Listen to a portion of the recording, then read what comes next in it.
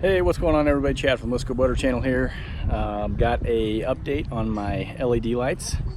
Been working away on these this morning and I'll kind of show you what I've been working on here. So I've got wires pretty much everywhere, a little bit of excess.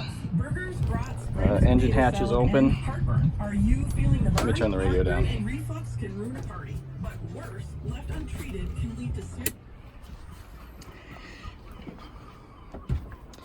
Okay, as I said, engine hatch is open. I've been down inside there. I've been down inside there. Running wires for the USB and 12 volt output that I installed right there on that side. And then on this side, installed right there. So I've got wires to clean up. I'm going to connect them to the rear battery back there. Doesn't have anything on those the two posts currently. These are going to be always on, so always hot. And what I'll end up doing is I had to extend this wire too, plugging in the 12 volt output for that row of lights over there, and then the same 12 volt output will get plugged in here for this series of lights over here. This has been major pain in the ass. There's no other way to put it. I mean, access on this boat is not great to run new wires. I think I'm going to end up having, on the starboard side, having to glue those, the USB and the 12 volt output in place. On this side, be able to have access up to the ring, the plastic ring nut that goes on these threads here to secure these. But what I'm going to do on the other side is just burn some super glue around the rim and super glue those in place. Hopefully this all works and I'll get this cleaned up here shortly. This is exhausting. Up and down in the engine compartment. I am actually out of time, so I got the wires run, they're just not hooked up to the battery, and it is time to wrap things up and head back home. So I'll show you where I'm at. Wires are all cleaned up. Let's see, outside the engine compartment, and I've got the wires from the starboard side secured for now, and they're all just laying in that box right there. The port side wires will run down through this hole, and I'll clean those up, secure them later. But for now, this is all I have time for today, so this will have to be finished up next weekend. But you know, that's the way boat projects go. Sometimes they're smooth, sometimes they are a pain in the ass, and they take way longer than you expected to. So anyway, I'll be you won't know that I'm gone for a week, but anyway, I'll be back next week to finish this up, and I'll show you the end result.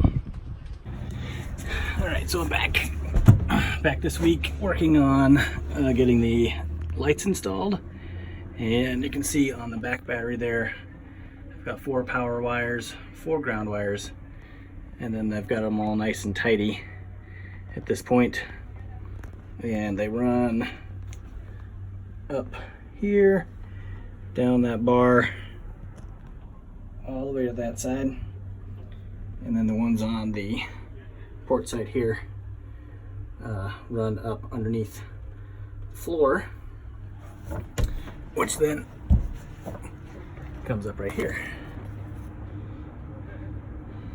And plug the light in, power on, and we have lights. And that side works as well. This light, or this plug here, and I forgot to bring super glue to glue these in, but power there, LED lights here, and they're all controllable from my phone, and then I can change the color. That looks awesome. Really, really happy with this. I'm gonna start playing with colors now. All right, well, I can't show the lights changing color while I'm shooting video, but I just changed them over to red on both sides. The app is super easy to use. It's got a color wheel, and you just use your finger to turn on whatever color you want. I mean, it's literally any color you want. So, it's pretty awesome. So this project turned out great. Really happy with this. And I mean, the install was really annoying, kind of a pain in the ass, but really happy with the result. So, and that's all I'm up here to do today. Just a single day on the boat and not taking it out or anything. I've got a tugboat tour on, can you see it from here? The John Purves tugboat, which is right there on the other side of the bridge. I've got the long tour on the tugboat. I've been on the short tour when I did the museum with my dad, but this is a like an hour and a half nuts and bolts tour, so it should be really interesting. I may shoot some video of that and throw it in this video just for the hell of it. All right, here's some bonus footage. I walk up to the museum here to go on a tour, the long tour on the tugboat.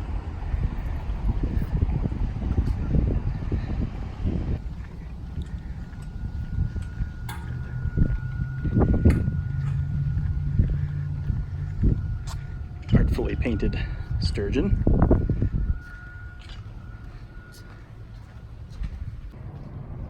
All right, we're about to go on a tour of the John Purves tugboat. And it is a spectacular day. Look at these propellers. Those are actually the propellers off of the tugboat. Here we go. History up in the galley where it's a little more comfortable. Okay.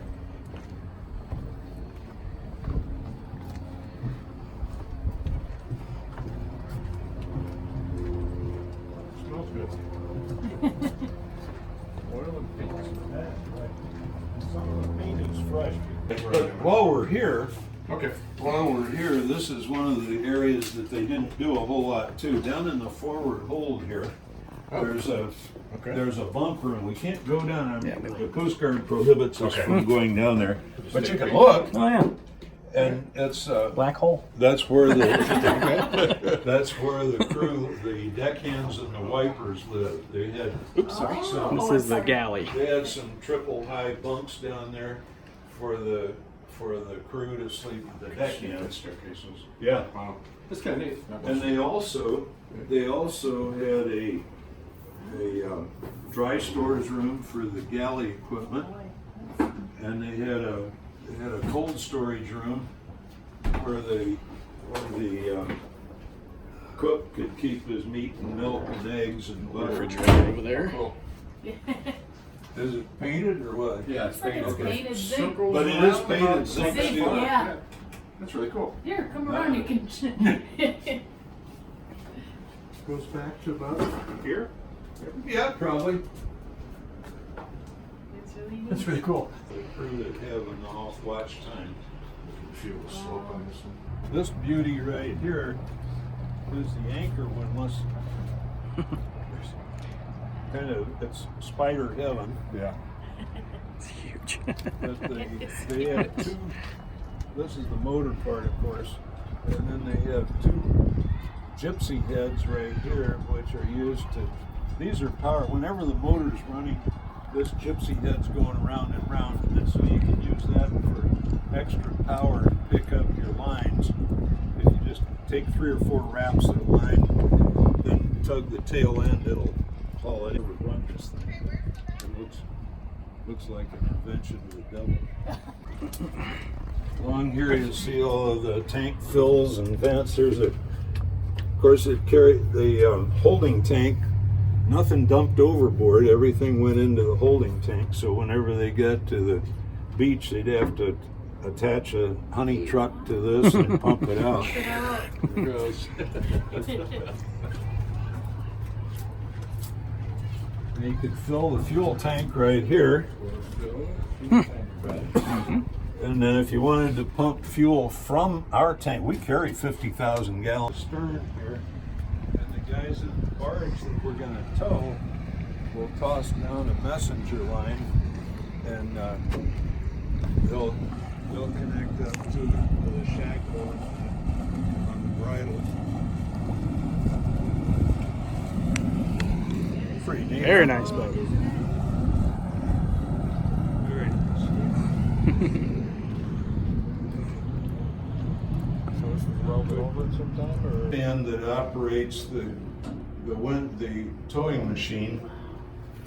So what it does, it starts the motor here. This is another 230 volt DC motor, 100 horsepower, and it runs through this. There's a multi-chain reduction through here that finally gets the drum turning. And then when they get the cable out as far as the captain wants it, they'll set the brake. They turn this hand wheel right here, and that tightens the band brake around the drum so that the spool doesn't unwind. Theoretically. So if your barge should hit a shoal or a series of big waves or anything that might make it slip out, it'd be just like a fishing reel. You know, we set the drag on the fishing line, goes back and forth, so that every wrap of the drum, the cable is laid in neatly and evenly. Oh, yeah. Kind of like a little. Like a hose Hose reel. holder. Like a hose Yeah. holder, yeah. Yep. Yeah. Pretty much. Go down the stairway. Obviously But the engine room. This is a good place for a first stop off on the way down, because right behind you is the aft fuel tank. This is the top of the aft fuel tank. You notice it's separate from the hull. Being a riveted hull, if they'd have put the tank right against the skin, there'd be a likelihood of leaks, either water leaking in or oil leaking out. So the tank is completely separate. I'm sure it was built in place where the cable is wound up. And the cable either draws in or pays out depending on which direction it goes. And the cable goes back aft and then around another set of pulleys to the quadrant on the rudder shaft. Oh. Huh. And right in here where the furnace is right now used to be where the starting batteries were.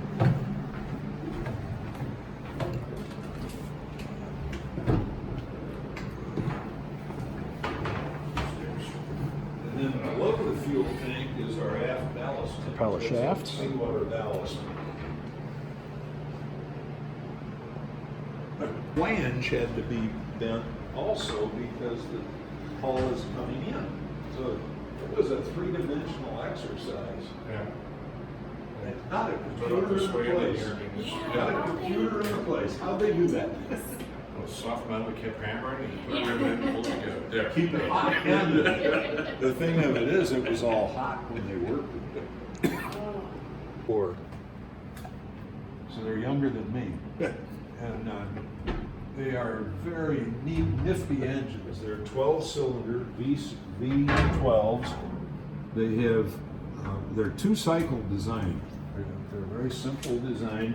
Yeah. And the air is blown in through these Roots blowers. There's a Roots blower for each bank. It takes the air from outside, comes down. Cylinder heads down. So in each one of these, there's 4 valves that are operated, and then there's the center one is the injector. Oh. This is where the fuel is. I'm sorry, this is a fuel gallery right here. Yeah. Supply and return fuel lines. And the lube oil is down below. And they refilter. Oh, okay. They take the fuel out of the bunker and then into here. Repaired and rehabilitated when the tug became a museum ship in 2008. So the volunteers here at the museum worked on it for 5 years Oh my goodness. to restore it. Just like restoring an old car or an old building, they tore it down to right down to the foundation, which drives this 100 horsepower or 100 kW generator. So if they're using the towing machine, they would have had both generators on the line. Just for power. And they would feed all their power right in here to the switchboard. And the circuit breaker for the starboard gen set, this one's starboard gen set, this is port gen set, and then this protects the towing machine right here. Whichever one or both is running, the red light will be lit. Make sure that the injectors weren't leaking down with this little pressure deal here. All kinds of good stuff. There's the heating boiler. The ship has its own heating system, hot water heating system. Hebring hardware and appliance. And most were what? Oh, And this the is dresser in here? What are those, I hadn't gotten close to it, I just wondered if you knew what they were.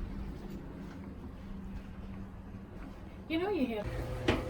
Second mate's in there, then the first mate has the corner suite. He's got two portables. The multi-band radio there, that's pretty cool. There's some old dandies here. Yeah, all that one, yeah. So they had it. That wasn't so bad. No. Did you have your nice? But then when you're captain, you really have it made.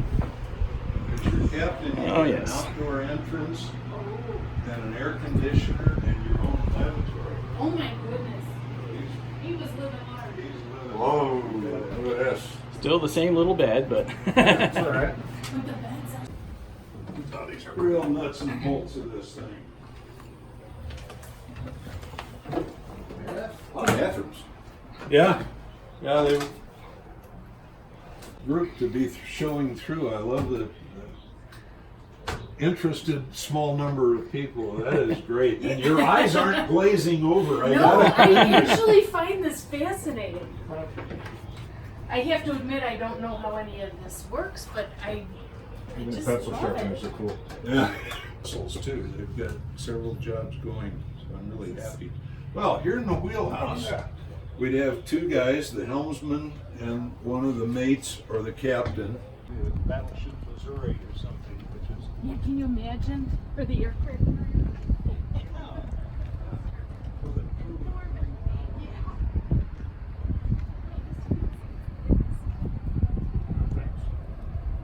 Oh, that's life raft. Oh, that's our life raft. Points. So if the ship sinks, it just floats right off. hope you enjoyed the extra footage there of the John Purves tugboat.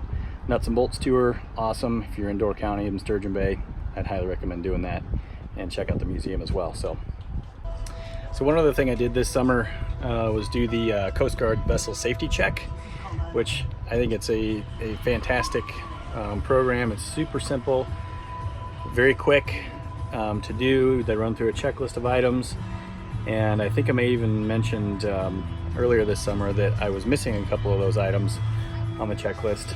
But today I got that wrapped up. The all-around light was not working. That's operational now. And I put in a fire extinguisher there, so I have now a total of 3 fire extinguishers on board. 2 are required. And then the beacon. This is the only U.S. Coast Guard approved electronic flare. So that was the 3rd item on the checklist that had to be done. And since I did that, we filled out the paperwork. And I got my sticker. So pretty excited about that. Glad to have that done. That's been all summer coming. The the guy from the Coast Guard Reserve, or whatever they call them, the guys that do I guess reserve work for the Coast Guard. He and I have been trying to get together all summer long, and our schedules just haven't meshed since they did the vessel safety check day back in like June or early July. So awesome to have that done, and glad I got my sticker. Thanks for watching, everybody. Hit that subscribe button, hit the like button, send me some comments, And again, hope you enjoy the video. We'll see you next time. Happy boating.